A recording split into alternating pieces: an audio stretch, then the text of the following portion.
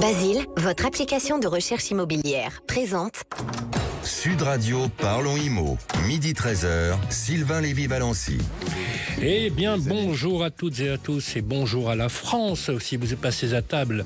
Voilà, le samedi 17 janvier 2026, on vous souhaite une très très belle année. Je suis ravi de vous retrouver pour un nouvel épisode. Je reprends la main. Merci d'ailleurs à toute l'équipe d'avoir assuré la semaine dernière, qui me retrouve sur le plateau avec l'incontournable Bérénice de Villefloriot. Comment va Bérénice ? Eh bien ça va très bien Sylvain, je suis ravie de vous retrouver. Et aujourd'hui c'est un grand jour, c'est les 40 ans de mon mari. Alors voilà, joyeux anniversaire, voilà. Mon amour. Voilà. Mon très cher Pierre, bon anniversaire. Merci. Avec Grégoire Darico, notre super producteur. Comment il va Grégoire ? Bonjour Sylvain, ravi de vous retrouver. C'est pas encore mes 40 ans. Il y a une petite marge. Bien sûr. Quelques années encore. Voilà, sachez les amis un peu partout en France que nous ne pouvons faire cette émission sans parler d'éco-rénovation avec le docteur Laurent Permas, spécialiste de la rénovation, patron éco-transition chez Sofinco. Salut, comment il va Laurent Permas ? Sylvain, ça me fait plaisir de vous retrouver. Moi aussi, je suis ravi de vous retrouver. Je suis ravi également, les amis, de vous retrouver pour vous parler justement de votre immobilier, de votre logement. Charges qui explosent, syndic accusé d'inaction, tension entre voisins, la copropriété est souvent montrée du doigt. Pour y voir clair, on s'est dit qu'on allait appeler un grand patron de syndic, un grand patron de l'immobilier en général d'ailleurs. Il est le patron de Loiselet et des Gremont. D'ailleurs, il s'appelle Philippe Loiselet. Bonjour. Bonjour Sylvain, ça commence pas là. Merci d'être avec nous. Justement, on va parler, bien évidemment, on va faire un spécial copropriété. Vous savez de quoi on parle, les amis, puisque vous vivez pour la plupart d'entre vous dans des immeubles collectifs en copropriété. On écoutera également nos auditeurs après avoir récolté leurs questions par SMS en envoyant IMO, I2MO au 7 20 18. C'est avec vous, Bérénice. Et qu'est-ce qu'on va voir donc ? On va vous donner des conseils pour éviter un litige locatif si vous êtes un propriétaire bailleur, voilà, pour que ça se passe bien avec votre locataire. Absolument, il faut vraiment que ça se passe bien. Voilà, un peu mais ça se passe bien souvent, faut voilà, le dire quand même. Oui, absolument. Heureusement, on peut le dire. On discutera également avec vous, Grégoire et Laurent, de rénovation énergétique pour vous parler. Oui Sylvain, on va parler de MaPrimeRénov', ça faisait longtemps, et parce que MaPrimeRénov', elle est à l'arrêt depuis le 1er janvier dernier. Quelle surprise, j'ai envie de dire. Et puis dans notre chronique Maison Saine, Sylvain, on parlera des parfums d'ambiance que parfois on peut mettre pour masquer une odeur de renfermé ou d'humidité. On verra que c'est pas forcément une bonne idée, figurez-vous. Et on fera enfin le tour de France des biens coup de cœur. On ira à Arles et à Nice. Et tout de suite, les infos à retenir, ma chère Bérénice. Quelles sont les infos de la semaine ? Visal, la caution locative gratuite qui évolue pour faciliter l'accès au logement, le boom des résidences secondaires chez les retraités et le verdict de l'affaire Apollonia, cette gigantesque escroquerie immobilière. Ça, c'est juste pas croyable, vous avez absolument raison, on va en parler. Alors, on va commencer par une bonne nouvelle quand même pour les locataires avec Visal qui évolue. On va déjà rappeler ce que c'est que Visal. Visal, c'est une caution locative totalement gratuite proposée par Action Logement. Action Logement qui se porte garant à la place d'un proche. Concrètement, si vous êtes étudiant, si vous êtes alternant, un jeune actif ou tout simplement si vous n'avez personne autour de vous pour se porter garant, eh bien ce dispositif est pour vous. C'est hyper simple. Vous demandez un visa en ligne sur visal.fr et vous le remettez au propriétaire et ça sécurise la location. Si un jour le propriétaire ne peut plus payer, Si un jour le locataire ne peut plus payer, le propriétaire est indemnisé très rapidement par Action Logement. Et c'est ensuite Action Logement qui se retourne vers le locataire pour récupérer les sommes. Pour le propriétaire, c'est très avantageux également, puisque c'est totalement gratuit pour lui aussi, contrairement aux assurances loyers impayés classiques. En plus, Visal couvre aussi les dégradations locatives jusqu'à 2 mois de loyer. Donc le propriétaire est vraiment tranquille et du coup, ça l'incite à louer plus facilement à des jeunes ou à des gens avec des revenus modestes. Et ça, il l'aurait peut-être pas fait avant. Donc c'est vraiment gagnant-gagnant. C'est une garantie de loyer impayé qui est gratuite finalement. Exactement. Alors justement, on posera d'ailleurs la question avec Philippe Loiselet. Il y a eu également des changements ce début d'année. Oui. Quelques évolutions depuis le 6 janvier. Les plafonds de loyer ont été revus à la hausse et mieux adaptés aux réalités du marché parce que les loyers ont augmenté ces dernières années. Maintenant, il y a 3 zones avec des plafonds différents. En Ile-de-France, le plafond passe à 1 940 € et 1 000 € pour les étudiants. Dans les grandes agglomérations de plus de 100 000 habitants, c'est 1 575 € et 840 € pour les étudiants. Et enfin, 3e zone, dans les autres communes, le plafond passe à 1 365 € et 680 € pour les étudiants. Autre évolution importante, pour les salariés de plus de 30 ans qui ne sont pas en mobilité professionnelle, le plafond de ressources passe de 1 500 à 1 710 € net par mois et ça ouvre le dispositif aux 20% des salariés les plus modestes, donc c'est important. Et enfin, la durée de garantie évolue et couvre les 3 premières années du bail. C'est la période la plus à risque, statistiquement. Et au bout de ces 3 ans, la bonne nouvelle, c'est que le locataire, s'il est toujours éligible, il peut demander la garantie pour le même logement. Donc voilà, toutes les infos sont à retrouver sur visale.fr, visale.fr. Parfait. Alors on va passer maintenant à un phénomène démographique intéressant et qui impacte le marché immobilier. Oui. Avec le vieillissement de la population, on observe un phénomène assez marquant. Les retraités sont de plus en plus nombreux à rechercher des résidences secondaires. Et ça change vraiment la donne sur le marché immobilier. Le président de la Fédération nationale de l'immobilier, Loïc Quentin, l'a très bien expliqué. Nous avons un excédent de la population qui prend sa retraite par rapport aux actifs. Et ces retraités acquièrent une résidence secondaire pour ensuite en faire une résidence principale sur le littoral, mais aussi à la campagne.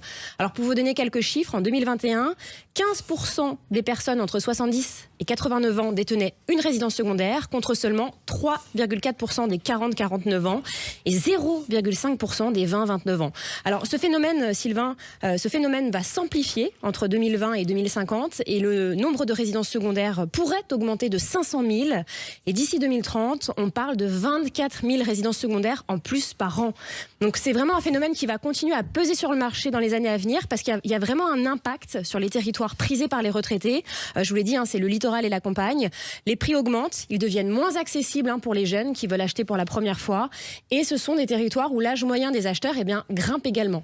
Voilà, c'est dit. Et on va terminer très rapidement sur le verdict très attendu dans l'affaire Apollonia. Oui, alors c'est ce jeudi qu'a été rendu le verdict par le tribunal correctionnel de Marseille dans ce qui est considéré comme la plus grande escroquerie immobilière que la France ait jamais connue. Jean et Viviane Badache, le couple au centre de cette affaire, a été condamné à 7 ans de prison ferme chacun. Pour rappel, je rappelle brièvement les faits. Entre les débuts des années 2000 et 2007, la société Apollonia, basée à Aix-en-Provence, promettait à des clients, principalement des médecins, des pharmaciens, des enseignants, des chercheurs, de se constituer un patrimoine immobilier sans débourser 1 centime. Comment? Grâce au statut du loueur en meublé professionnel, censé permettre d'autofinancer les acquisitions à 100% avec les loyers, la TVA récupérée et la défiscalisation. Et en fait, c'était une arnaque monumentale. Les clients signaient des liasses de documents vierges et en fait se retrouvaient avec des dettes allant de 800 000 à 4 millions d'euros souscrits auprès de différentes banques. Au total, 750 victimes pour un préjudice estimé à plus de 1,2 milliard d'euros. Ah, quand même. Et bon, en tout cas, on ne va pas rentrer dans les détails, mais en tout cas, il y a vraiment un message simple que j'aimerais quand même dire pour ceux qui nous écoutent. Dans l'immobilier, quand on vous promet 0 risque et qu'on vous dit oui, ça s'autofinance à 100%, vous ne versez aucun centime, vraiment, faut entendre par là danger. Donc il y a 3 réflexes à avoir. On ne signe jamais des documents incomplets.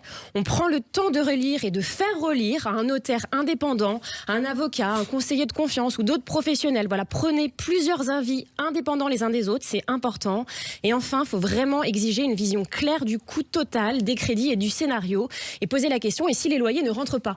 Parce que dans l'immobilier, la précipitation, vraiment, c'est l'allié numéro 1 des mauvaises surprises. C'est des paroles de sagesse. Merci Bérénice, et tout de suite, on va attaquer le chantier du siècle.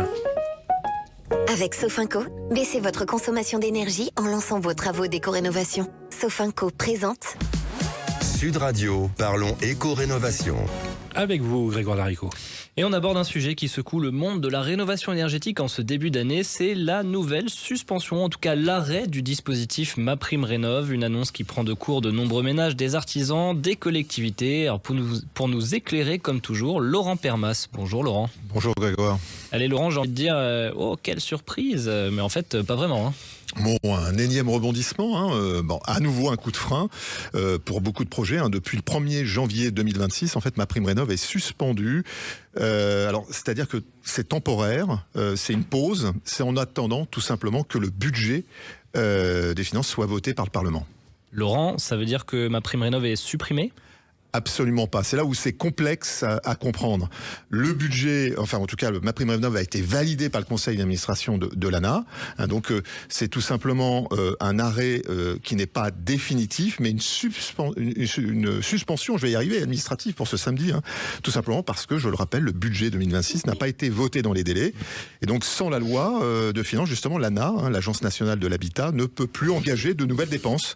Et donc ne peut plus accepter aussi de nouvelles demandes de MaPrimeRénov' depuis le 1er janvier 2026.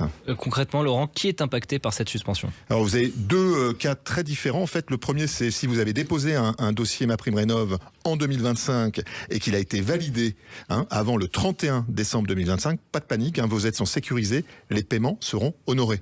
Donc là, vous pouvez même engager les travaux si le dossier a été validé avant le 31 décembre 2025. En revanche, si vous comptez au contraire déposer une nouvelle demande début 2026, vous ne pouvez pas le faire pour l'instant puisque le guichet est fermé jusqu'à nouvel ordre, jusqu'à tout simplement le vote du budget. Donc n'engagez pas des travaux avant d'avoir la validation tout simplement de l'ANA. Laurent, pourquoi l'État a choisi cette solution et pourquoi pas un maintien provisoire ? C'est une question de légalité budgétaire, c'est de la comptabilité publique en fait. C'est un peu comme une loi que vous posez mais qui ne peut pas s'appliquer parce qu'il n'y a pas de décret d'application. Là, c'est la même chose, en fait. Sans vote de la loi de finances, les administrations ne peuvent pas engager de nouvelles dépenses qui sont non contractées. Et c'est MaPrimeRénov' qui représente des milliards, 4,6 milliards d'euros chaque année. Tout simplement, il y a une suspension plutôt que de promettre des aides qui, peut-être, pourraient prendre plus de délai tant que la loi n'est pas voté. Pour nos auditeurs qui avaient des travaux en tête, Laurent, que peuvent-ils faire ? Alors, on rappelle, si vous avez déjà engagé un projet validé, on continue. Pas de souci. Si vous êtes en phase de réflexion, justement, c'est le moment de finaliser, de faire peut-être un audit énergétique, voyez, préparer vos devis, rencontrer les professionnels. La réouverture ne saurait trop tarder. Pensez aux autres aides disponibles. Je pense à l'éco-prêt PTZ, à la prime C2E qui, elle, fonctionne. Certificat d'économie d'énergie, qui vient compléter d'ailleurs le dispositif de MaPrimeRénov'. Et puis les aides locales qui n'ont pas tout simplement de blocage, votre région, votre commune. On n'hésite pas à appeler, bien évidemment, un conseiller France Rénov' qui pourra justement travailler sur les aides en dehors de MaPrimeRénov' et adapter votre projet justement pour cette période un peu incertaine et particulière. Rapidement, Laurent, j'imagine quand même que du côté des professionnels, ça crée de l'incertitude. Oui, parce que bien évidemment, ces primes sont nécessaires pour accompagner la dynamique de l'adaptation de logement, justement pour éviter ces fameux plusieurs millions d'appartements ou tout simplement de maisons en fait qui sont énergivores, et donc ça ralentit forcément les dossiers, et puis cette suspension même temporaire elle peut entraîner des reports de chantier, des annulations, et les ménages ne savent plus trop en fait quel budget prévoir. Et en conclusion, Laurent, que faut-il retenir pour les semaines à venir ? MaPrimeRénov' n'est pas supprimé, c'est faux, d'accord ? C'est juste une suspension en attendant le budget. Deuxièmement, les dossiers validés sont sécurisés, pas d'inquiétude, vous avez déjà reçu une confirmation. Et troisièmement, préparez vos projets. On rencontre MaPrimeRénov', on rencontre les professionnels, on fait un audit énergétique, on challenge son DPE aussi puisqu'il y a eu des changements, et tout se passera bien. Merci Laurent Permas. Sud Radio, parlons éco-rénovation. Avec Sofinco, lancez vos travaux d'éco-rénovation pour baisser votre consommation d'énergie. Et on revient dans quelques minutes, les amis. Après une petite pause, on va répondre aux questions des auditeurs avec vous, Bérénice de Villefloriot. On parlera de la relation propriétaire-locataire. On recevra également notre invité. On parlera de copropriété. C'est Philippe Loiselet qu'on reçoit dans quelques instants. Basile, votre application de recherche immobilière, présente Sud Radio, parlons IMO. Midi 13h, Sylvain Lévy-Valency. À tous ceux qui nous rejoignent, bonjour, on parle de votre logement, de votre immobilier, comme chaque samedi de 12h à 13h sur Sud Radio, un peu partout en France. Bien sûr, parler des questions du logement qui sont cruciales. On va parler de ces questions, puisque chaque semaine, vous nous posez sur le répondeur de Sud Radio, en tapant par SMS au 718 I2MO, IMO, avec vous de Bérénice de Villefloriot. J'adore quand vous m'invitez par mon nom de famille. Voilà, on va parler des relations propriétaires-locataires. avec la Massif, économisez en changeant d'assurance de prêt immobilier. Conditions sur massif.fr. La Massif présente Sud Radio, parlons IMO, ça vous concerne. Voilà les amis, ça vous concerne et on a reçu cette semaine, Bérénice, un SMS. Et oui, on parle de location immobilière et c'est vrai qu'elle fait souvent la une pour les mauvaises raisons, hein, les impayés, les litiges, les conflits. Alors je tiens quand même à rassurer ceux qui nous écoutent, dans l'immense majorité des cas, tout se passe très bien entre les propriétaires et les locataires et tant mieux. Pour autant, mieux vaut prévenir que guérir. Et justement, un auditeur nous pose une question très pertinente aujourd'hui. C'est Jamel de Lyon. Je vous lis son message. Bonjour l'équipe, je suis en train d'acheter mon premier appartement pour le louer. Le compromis a été signé. J'entends beaucoup parler de problèmes entre propriétaires et locataires dans les médias. Je voudrais vraiment que tout se passe bien. Auriez-vous des conseils pour anticiper d'éventuels soucis et construire une bonne relation avec mon futur locataire? Merci et continuez, vous êtes au top. Déjà, merci Jamel. En tout cas, excellente question. Pour y répondre, j'ai le plaisir d'accueillir notre expert Bruno Cantegrel, expert en gestion locative et fondateur de la plateforme monsieurhugo.com pour les propriétaires. Bonjour Bruno.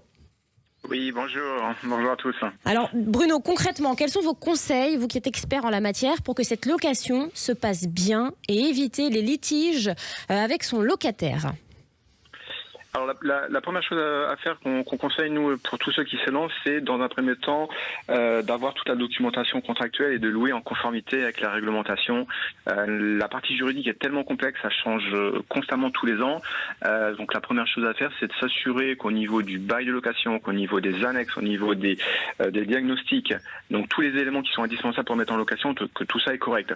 Une des choses généralement qui est un peu négligée, c'est le loyer. On le fixe un peu au hasard des fois, donc il faut vraiment aller sur le site du gouvernement qui a mis en place un petit simulateur et qui permet de savoir si la ville dans laquelle on loue est encadrée, où il y a un plafonnement de loyer. Donc ça, c'est la première chose à faire. Si on ne le fait pas, il y a des amendes administratives qui peuvent aller jusqu'à 5 000 €. Et puis ensuite, faire un bail en béton. Donc ça, c'est super important d'avoir un bail vraiment carré, puisque le locataire ne pourra pas se retourner contre le locataire. Et ça permet aussi aux propriétaires de louer déjà en respectant la réglementation. Donc ça, c'est le premier point qui est super important. Le deuxième point qui est intéressant, c'est quand le locataire est en place, c'est de prévoir en fait une visite annuelle, puisqu'une fois qu'on a mis en place le locataire il est là, il est dans le logement, donc il se passe pas mal de choses dans le logement il vit, donc c'est de se prendre un temps dans l'année, peut-être laisser passer au moins 12 mois après que le locataire soit entré et de faire une visite annuelle. Donc la visite annuelle, ça peut être soit on se rend dans le logement directement pour constater ou juste pour prendre un peu la température, parce que généralement les locataires, ils osent pas prévenir le propriétaire. Généralement quand le locataire nous appelle, c'est qu'il y a un gros désastre, un gros sinistre qui est arrivé. Donc ça, il faut les anticiper, donc d'où l'idée de faire une visite annuelle. Après, ça peut se faire par téléphone, ça peut se faire par SMS ou par email, mais c'est super important de prendre le pouls parce que c'est à ce moment-là, lors de cette prise de communication avec le locataire, que le locataire va dire « Ah oui, au fait, j'ai vu ça, j'ai vu ça, j'ai vu ça ». Et c'est vrai qu'on n'y pense pas souvent à cette visite, on n'y pense pas à cette visite annuelle du logement. Donc on a le droit, en revanche, il faut que le locataire soit là, hein. Il doit être présent avec nous quand on va dans le logement, hein. C'est important de le préciser aussi. Oui, alors effectivement, c'est quelque chose qui est légal. Pour ça, il faut le prévoir via une clause dans un contrat de bail. Donc nous, c'est ce qu'on fait. Enfin, tous nos clients qui utilisent notre application de rédaction de bail, on insère cette clause. Donc ce qui permet aux propriétaires, en mettant bien sûr des horaires et des jours ouvrés, de pouvoir aller dans le logement. Donc il faut prévenir le locataire. Bien sûr. Il peut pas s'y opposer. Il peut pas s'y opposer. D'accord. Du moment que c'est écrit dans le bail, qu'il a signé le bail et qu'il autorise le propriétaire à venir une fois dans l'année. Alors, si on veut éviter le litige, il vaut mieux mettre des jours et des horaires. D'accord. C'est quand même recommandé et on peut toujours se reporter effectivement au contrat de location. D'accord. Ça, Bruno, rapidement, les autres points, les autres conseils rapidement, parce que le temps tourne, que vous donnez pour que ça se passe bien. Alors, c'est de surveiller la consommation énergétique. Donc, il y a tout un tas de petits modules maintenant connectés en Wi-Fi, connectés aux applications, donc pour détecter les surconsommations d'énergie. Donc ça, c'est important parce que si on loue un appartement pour une personne et que le locataire, ils sont 2, 3, 4, ça va faire augmenter les charges. Et nous, ce qu'on conseille aussi, c'est lors des états des lieux, notamment où c'est là où on a le maximum de litiges. Enfin, c'est le premier litige, c'est la sortie du locataire. C'est absolument absolument de faire un pré-état des lieux de sortie. C'est quelque chose que les gens ne connaissent pas, mais c'est primordial. Alors c'est quelque chose qui est pas factuel, qui est pas contractuel, mais c'est juste aller dans le logement une semaine avant que le locataire s'en aille et juste lui rappeler qu'il a ça à faire, il a des joints à nettoyer, qu'il a le logement à ranger, parce que les locataires souvent ils n'ont pas vraiment la notion de ce qu'il faut faire. Donc le fait de les prévenir une semaine à l'avance, ils ont une semaine pour faire tout ce qu'ils ont à faire. Pré-état des lieux. Merci beaucoup Bruno Candrel. Sud Radio, parlons IMO, ça vous concerne. Avec la Massif, changez votre assurance de prêt immobilier et économisez. Conditions sur massif.fr. Et là, c'est l'heure de recevoir notre invité qui est avec nous sur le plateau. Bonjour Philippe Loiselet. Vous êtes le patron de Loiselet et d'Aigremont, une entreprise connue, reconnue. Je crois que c'est votre arrière-grand-père qui l'a fondée. Tout à fait. Donc, il a fondé en 1904. Voilà, 4 générations. 4 générations. Et mon fils est rentré dans l'entreprise il y a 3 ans. Voilà, donc voilà. La cinquième est arrivée. Voilà. On aime beaucoup ça en France. Avec vous, on va discuter, si vous voulez bien, de copropriété. Ça concerne beaucoup les Français. Il n'a échappé à personne, effectivement, que nos confrères d'une grande chaîne de télévision ont sorti un reportage qui est, on va dire, plutôt à charge sur les syndics, mais on va parler de ce que c'est que le syndic de copropriété, la copropriété. Combien de Français, Philippe Loiselet, vivent en copropriété aujourd'hui? Il y a à peu près 15 millions de logements en copropriété dans 850 000 immeubles. Ah oui, quand même. Donc c'est la majorité. Ah non. Sur ça fait pas la majorité, mais enfin, quand je dis 15 millions de copropriétaires. Après, ça dépend du nombre de personnes qui vivent dans l'appartement, mais ça fait pas une très grosse majorité. Alors justement, on parle de copropriété, on la décrit souvent comme un univers conflictuel. Où c'est compliqué.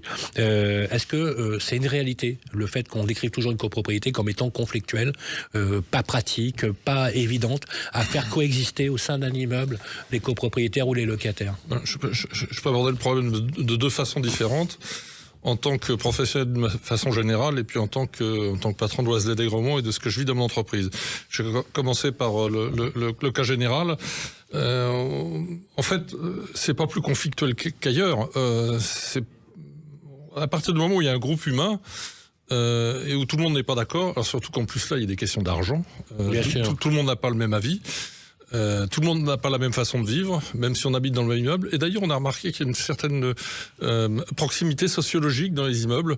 Les gens qui habitent tel type d'immeuble se ressemblent plutôt. Enfin bref, c'est assez amusant. Enfin, il n'y a pas encore d'études sur le sujet, mais peut-être que ça viendra. Mais en tous les cas, on est face à des groupes qui n'ont pas les mêmes idées, qui n'ont pas les mêmes moyens, qui n'ont pas grand-chose en commun. Dans une copropriété, qu'est-ce que les copropriétaires ont en commun? L'immeuble, c'est tout. Oui. Il y en a qui sont en couple, d'autres qui sont mariés, des jeunes, des vieux, différentes religions, différents métiers, différents revenus, etc. Le seul point qu'ils ont en commun, c'est leur immeuble. Donc il n'est pas forcément facile de mettre tout le monde d'accord. C'est une micro-société à l'échelle d'une copropriété. Exactement. C'est un miroir sociologique. Et je pense que compte tenu de ça, ça se passe plutôt pas mal dans les copropriétés. On parle de situations conflictuelles. Je le vis tous les jours, je le vois bien. Les gens s'entendent plutôt bien. En tous les cas, dans ce que je vis moi, il y a peut-être des copropriétés où ça se passe mal, et certainement qu'il y en a, mais quand même globalement, ça se passe plutôt bien. Et puis on le sait bien, les gens heureux n'ont pas d'histoire. Qu'est-ce qui ressort toujours? C'est les endroits où il y a des problèmes. Mais dans la plus grande partie des cas, il n'y a pas de problème. On va en parler justement dans la deuxième partie de l'entretien, si vous voulez bien, notamment sur le reportage qui a été diffusé sur une grande chaîne de télé qui a quand même assez bien chargé les syndics. C'est bien de rétablir un peu l'équilibre quelque part et de dire que l'immense majorité, ça va plutôt bien. Voilà, on se retrouve dans quelques instants. Basile, votre application de recherche immobilière, présente Sud Radio, parlons IMO. Midi 13h, Sylvain Lévy-Valency. Salut les amis, si vous êtes à table un peu partout en France, on vous souhaite un très bon appétit. Nous sommes le 17 janvier, chaque samedi. On parle de votre logement, de votre immobilier, de 12h à 13h. Seconde partie de l'entretien avec notre invité qui est avec nous sur le plateau, c'est Philippe Loiselet. Merci Philippe Loiselet d'être resté avec nous. Vous êtes le patron de Loiselet et d'Aigremont. Alors justement, on en parlait tout à l'heure, le sujet numéro 1 pour les copropriétaires, ce sont les charges, les sacro-saintes charges. C'est vrai parce que quand on interroge les copropriétaires, que ce soit de France et de Navarre, ils ont toujours l'impression de payer trop cher. Est-ce qu'elles augmentent réellement ces dernières années ou pas? Elles augmentent plutôt moins vite que le coût de la vie habituel. Donc c'est faux ce qu'on dit quand on dit qu'on est harcelé par les charges. Ça fait bien, mais ce qui est vrai, c'est que par exemple le coût de l'énergie a beaucoup augmenté. Oui. Ce qui est vrai, c'est qu'il y a beaucoup de travaux à faire, notamment dans la rénovation énergétique. Si on veut que les immeubles soient entretenus, il faut un minimum. Donc les charges n'augmentent pas spécialement. Enfin, en tous les cas, tout ce qui touche à l'administration, aux travaux courants d'entretien, à la maintenance, etc., les charges n'augmentent pas spécialement. Par contre, il y a des charges contraintes. Quand on se lance dans la rénovation d'un immeuble, quand on fait un ravalement, quand on rénove le chauffage, etc., bah oui, ça fait augmenter les charges de façon très significative. Mais ça n'est pas l'évolution des charges. Ce sont des charges supplémentaires. C'est une augmentation du coût pour les copropriétaires. Mais est-ce qu'elles alourdissent clairement l'entretien, le coût d'entretien de l'immeuble ? Est-ce que finalement on voit que toutes ces augmentations, ces obligations, je regardais là, entre inflation, énergie, obligations réglementaires, finalement on a l'impression que la copropriété elle est entrée dans une ère beaucoup plus coûteuse. Non, pas spécialement. Ça a toujours été comme ça. On rajoute des couches et des couches de réglementation. Ça passe, voilà, et puis on trouve assez souvent un bouc émissaire, c'est celui qui demande l'argent au final. Mais la rémunération du syndic, elle est encadrée. Non, elle n'est pas spécialement encadrée. Quand je dis encadrée, il y a un contrat. On fait pas n'importe quoi. Il y a un contrat, et puis les honoraires sont votés chaque année. Oui. Les honoraires sont votés chaque année. Ce sont les copropriétaires qui décident de leur rémunération. Voilà, tout ça est encadré dans un cadre avec une assemblée générale des copropriétaires. Bien sûr. Un conseil syndical qui choisit son syndic. Son syndic, il est élu pour combien de temps ? Il est élu entre 1 et 3 ans. C'est 3 ans maximum. Et on ne peut pas s'en séparer en cours ? Si, bien sûr, on peut s'en séparer en cours. C'est l'Assemblée générale qui décide. Donc si on n'est pas heureux de son syndic, on peut en changer facilement finalement. Alors là, vous dites de choses qui sont un peu une chose et son contraire. Alors dites-moi. On peut changer facilement de syndic, mais on ne peut pas facilement changer son syndic. C'est-à-dire un copropriétaire tout seul ne peut pas dire moi je vais changer de syndic. Le syndic, il est le syndic de la copropriété. Il n'est pas le syndic de quelques copropriétaires ou d'une partie seulement. Il est le syndic de tout le monde. Donc changer de syndic, c'est très très très facile. Il suffit de demander à ce que la question soit inscrite à l'ordre du jour et il faut qu'il y ait une majorité qui le décide. Alors, quand on est dans la minorité, on dit que c'est difficile de changer, mais quand on est dans la majorité, c'est très facile de changer. C'est ce qu'on disait tout à l'heure, c'est vraiment le miroir de la société moderne. Bien sûr. Rénovation énergétique, vous en avez parlé, des immeubles, c'est un enjeu majeur. Il y a même un cadre qui spécifie la transformation environnementale et énergétique. C'est complexe à mettre en œuvre, parce qu'effectivement, vous devez nous répondre en partie, parce qu'il faut recueillir des majorités. C'est quoi le rôle, justement, du syndic dans ces grands travaux, et c'est quoi réellement ces marges de manœuvre ? Le syndic, il est un facilitateur. Il est un vulgarisateur. Il est là pour accompagner les copropriétaires, pour essayer de leur expliquer, et puis pour faire le percepteur. Malheureusement, ça fait partie des choses qui nous est pas forcément agréable. Alors, le percepteur des charges. Hein. Le percepteur des charges, bien entendu. Oui. Le percepteur des impôts aussi, puisque une partie des charges qui vont aux impôts aussi. Voilà, le syndic auxiliaire des impôts. Donc Mais pardon. Il est clair que le rôle du syndic est avant tout de faciliter les choses, de faire en sorte de représenter le plus grand nombre de copropriétaires possible, enfin d'être le porte-parole de la majorité. Tout à l'heure, on vous fera réagir justement sur ce reportage dont on a parlé tout à l'heure sur France 2, qui est quand même un peu parcellaire, hein, quand on voit la masse de ce parcial. Parcellaire, partial, etc. Enfin. Mais ne critiquons pas. Bon, nos confrères ont fait un choix éditorial. On va en discuter justement, et c'est la vitalité démocratique de pouvoir en discuter. Comment améliorer la relation justement propriétaire-locataire, propriétaire et copropriétaire ensemble, avec plus de transparence, plus de pédagogie? Est-ce qu'on est arrivé au bout d'un cycle finalement? Parce qu'on voit que les outils ont vachement bien évolué, que vous avez de très bonne communication. Comment est-ce qu'il y a encore des marges de manœuvre pour essayer d'améliorer encore plus le service? Comme dans toutes les professions, mais je veux croire que, contrairement à ce qui se dit, parce qu'on parle, quand on parle de nous, enfin quand on parle de la profession, c'est très rarement de façon positive. Moi, je vais vous parler de ce que je connais. Notre taux de renouvellement de mandat, il est de 95%. C'est-à-dire 95%, on gère à peu près 1600 copropriétés. Chaque année, il y a 95% des mandats qui nous sont renouvelés. Donc vous faites partie des bons? Je sais pas. C'est pas le cas de tous les syndicats. Je sais pas. Vous avez des chiffres? J'ai pas de chiffres, mais vous avez un syndic dont vous n'êtes pas content. Elle a surtout non, les pas du expériences. tout, j'ai Elle a les surtout retours. les expériences. J'enquête.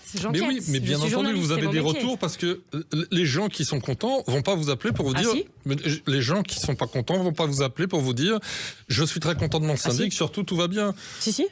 Quand on pose la question, j'ai du mal. Enfin, sincèrement, j'ai du mal à le croire.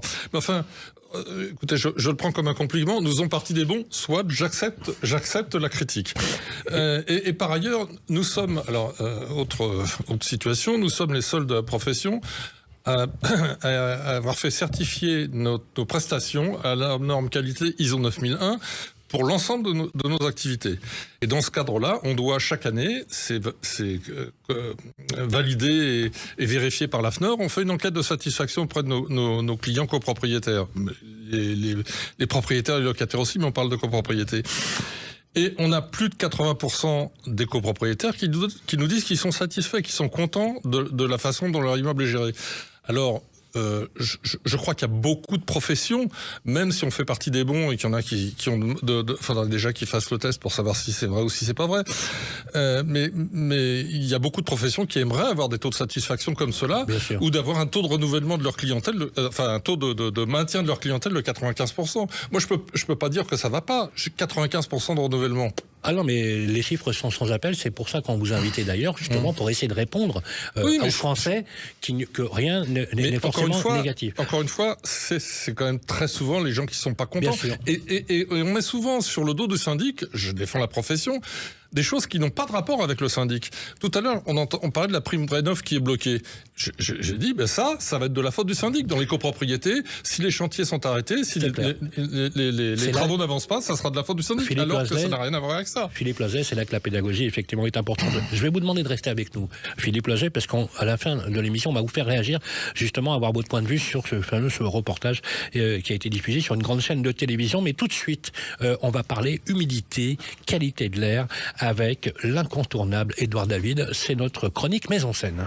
Avec Murprotec, agissez contre l'humidité et prévenez les risques de l'habitat sur votre santé. Murprotec vous présente Sud Radio. Parlons IMO, Maison Scène. Grégoire Darico. Allez, aujourd'hui, on va parler de ces petites bombes de parfum qu'on enclenche en passant dans une pièce. Les parfums d'ambiance, les sprays, les diffuseurs. Beaucoup les utilisent pour masquer une odeur d'humidité persistante. Mais est-ce que c'est vraiment une bonne idée? Est-ce sans risque pour la qualité de l'air que l'on respire? Alors, pour y répondre, je reçois notre expert, Édouard David, responsable de l'engagement sociétal chez Murprotec. Bonjour, Édouard.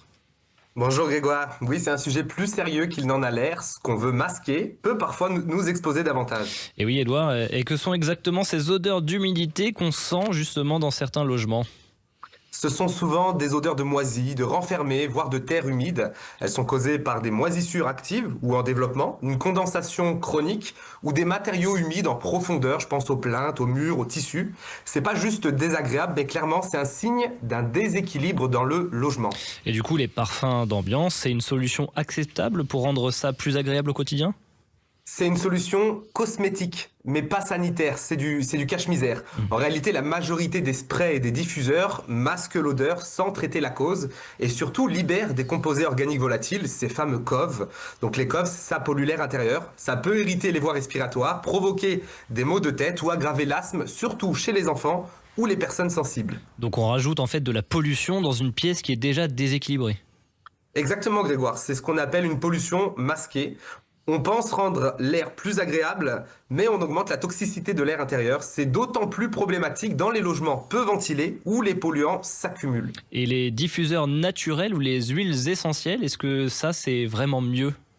Ça dépend, il y a certains produits qui sont moins agressifs, oui, mais même les huiles essentielles, si elles sont diffusées en continu ou dans une pièce mal ventilée, elles peuvent saturer l'air en particules, irriter les bronches ou causer des réactions allergiques. Donc naturel ne veut pas dire sans effet, il faut utiliser avec parcimonie dans un logement bien aéré et jamais pour masquer un problème d'humidité. Alors Édouard, que faut-il faire quand une pièce sent l'humidité ? Il faut chercher la cause, pas camoufler le symptôme. Est-ce que la pièce est bien ventilée? Est-ce qu'il y a des zones humides, des fenêtres embuées, des taches noires au mur? Est-ce qu'il y a des meubles collés à un mur froid? Et ensuite, on agit, c'est-à-dire qu'on aère tous les jours, on dégage les murs et on fait appel à un professionnel si l'odeur persiste. L'humidité peut venir de l'intérieur du mur et là, seul un traitement de fond sera efficace. Allez, un petit mot de conclusion pour nos auditeurs, Édouard. Ce n'est pas parce qu'un logement sent bon qu'il est forcément sain. Ouais. Une odeur agréable peut masquer justement un problème, mais elle ne purifie pas l'air. Lorsque les odeurs d'humidité apparaissent, ouvrir les fenêtres est un premier réflexe utile, mais ce n'est qu'un geste pansement. L'essentiel reste d'identifier la cause et de traiter le problème à la source pour préserver un logement sain. Merci beaucoup Édouard David pour ces explications très claires et à vous toutes et tous qui nous écoutez, soyez attentifs aux odeurs car elles ont toujours quelque chose à dire. À très bientôt pour votre chronique Maison Saine. Sud Radio. Parlons Immo, Maison Saine. Avec Murprotec, agissez contre l'humidité et prévenez les risques de l'habitat sur votre santé. Merci Grégoire, merci Édouard David. Je vous rappelle, le réflexe c'est d'aller sur le site de Maison Saine. Une nouvelle pause et on se retrouve juste après pour la dernière partie de notre émission. Au programme, je vous propose de faire le tour de France des biens coup de cœur de la rédaction et donc posera la grande question, tradition oblige, sur Parlons Immo. À tout de suite. Basile, votre application de recherche immobilière, présente Sud Radio, Parlons Immo. Midi 13h, Sylvain Lévy-Valency. Les amis, vous êtes sur Sud Radio un peu partout en France. On parle de votre immobilier, on parle de votre logement. C'est l'émission qui vous est consacrée chaque semaine entre 12h et 13h. Et il est une tradition dans notre émission, c'est de vous faire voyager un peu partout en France. C'est justement les biens coup de cœur de la rédaction avec vous, Grégoire. Vous nous emmenez où? Allez, pour ce premier bien, Sylvain, on va à Arles. Dans un superbe immeuble datant de 1800, je vous ai trouvé un magnifique appartement entièrement rénové avec des matériaux de qualité. Un appartement de 116 mètres carrés en plein cœur du centre historique de Arles, à quelques pas seulement des commerces et des monuments antiques de la ville. Au rez-de-chaussée de notre appartement, vous trouverez la partie nuit avec 4 chambres, dont 2 avec salle de bain attenante ainsi qu'un espace buanderie. À l'étage, une grande pièce de vie, une cuisine ouverte équipée et surtout une magnifique terrasse de 37 mètres carrés qui offre une belle vue panoramique sur les toits.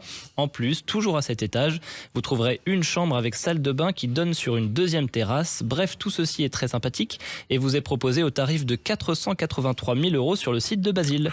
Merci beaucoup Grégoire. Alors justement, on va prendre le train, l'avion ou la voiture et on va aller à Nice pour ce second bien rapidement. Oui, on va pas très loin. Figurez-vous que la seule villa Le Corbusier du Var, classée monument historique, eh bien, elle est à vendre, mon cher Sylvain. Une vraie œuvre d'art construite en 1931 par le célèbre architecte. Il s'agit de la villa L'Artaude au Pradet, mise en vente pour 2,4 millions d'euros, 3 fois rien. Une belle bâtisse de 200 mètres carrés qui compte 3 chambres, 2 salles de bain, une terrasse, une dépendance, un atelier et un garage. Cette maison, elle est entourée d'un terrain de 2450 mètres carrés dans lequel vous trouverez des pins, de la lavande, des cyprès et des citronniers. Une maison située à 5 minutes des places, des commerces et à 6 minutes de la gare de la Garde.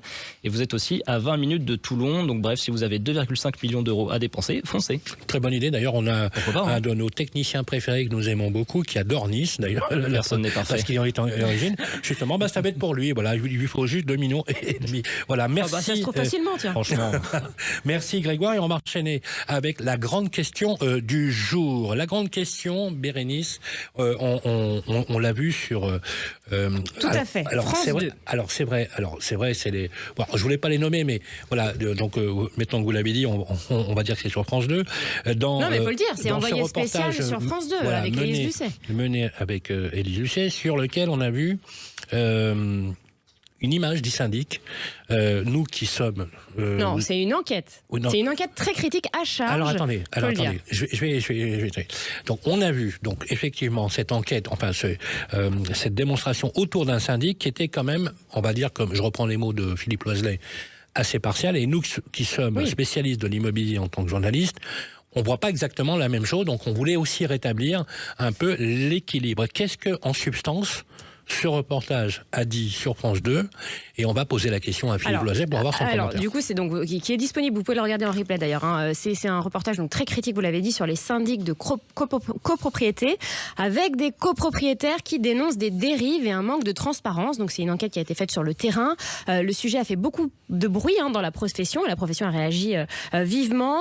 Donc c'est vrai qu'il y a eu plusieurs choses qui ont été pointées du doigt. Des inactions, des carences de gestion, des chantiers mal pilotés, copropriété, des soupçons de détournement, de la captation de trésorerie, de la facturation jugée abusive, manque de transparence, conflit d'intérêts, pratiques commerciales critiquées.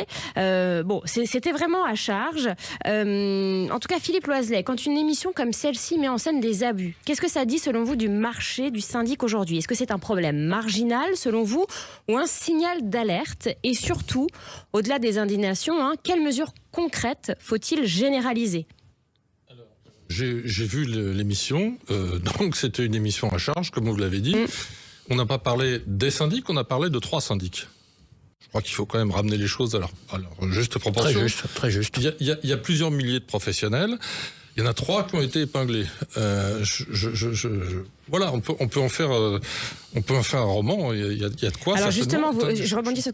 Attendez, je vous coupe 2 secondes parce que l'ARC, l'association des copropriétaires, reproche justement à l'émission de s'être focalisée sur 2-3 cas, dont des syndics en faillite avec absorption de trésorerie, plutôt que sur les abus du quotidien. Je dis, on a parlé de 3 syndics. Il y a plusieurs milliers de professionnels qui exercent. Et notre profession, on n'exerce pas la profession comme ça. J'espère.